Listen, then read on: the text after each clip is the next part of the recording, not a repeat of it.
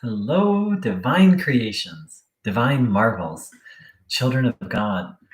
Thanks so much for dropping by this video. This is in response to a comment someone posted a while back about the Trinity, the Christian doctrine of the Trinity, that God is three separate yet unified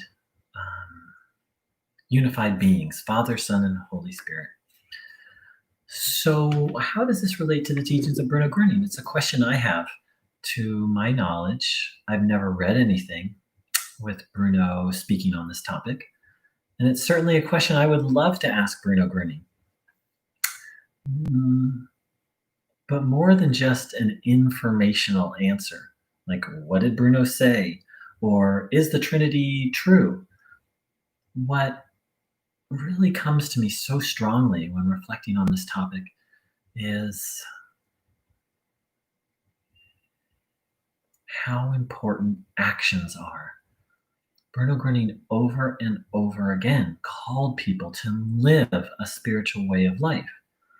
So whether you believe in the, someone could fervently believe in the Trinity, and then I believe Bruno Groening would say, well, now put your faith into words, like then serve the Lord. So it's not a requirement to believe in the Trinity to follow the teachings of Bruno Groening. I would argue to follow the teachings of Christ. Throughout history, many Christians have not believed, have the doctrine of the Trinity, and even in modern day, there are complete denominations that say that they don't believe in the Trinity. So,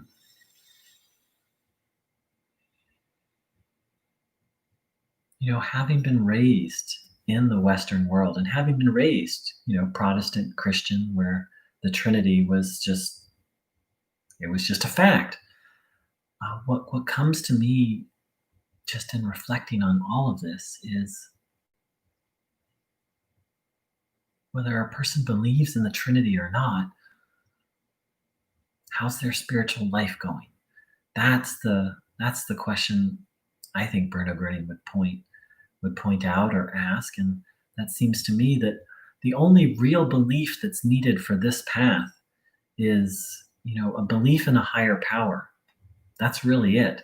From there, as I've shared many times, I started out as an agnostic. I didn't really believe in any spiritual realities, but then I became convinced there was a higher power. Then I became convinced there was a lower power. And then piece by piece, through my experience, I became convinced of certain things. And there's certain things I don't know. For example, reincarnation. Bruno speaks of reincarnation. I have memories of past lives, but they're just memories. That doesn't mean it's a fact. So there's some things I hold lightly, such as reincarnation, and there's some things that are just a fact for me. For example, physical healings, having experienced them, I know they're a fact. I know this divine energy is real. Like that's just not even something, not to say that there aren't days where I struggle with faith, but, and that's just a fact for me. The Trinity, I mean, my opinion, it's like, who am I to say? There, I think for a long time I've not believed in it, but I was at church maybe 6 months ago and just looked at an image of Jesus, and I suddenly just had this feeling of like, oh my God, maybe he is God. I don't know. And even if I had a strong opinion, and that's the thing, that's what the other thing that, Bruno just so, we're so attached to opinions, and so many of the things that we take as facts are nothing but opinions. Like, let's say I was utterly convinced in the Trinity. Well, it would really just be an opinion because it's not something that I can directly experience until I'm like face to face with God in heaven, or until I become a master myself. It's not really something I can know. It's fine to believe in it, to trust in it, but to say, this is so.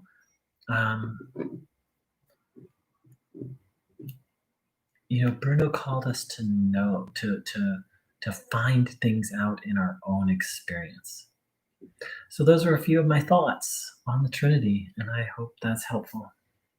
Thanks. Take care.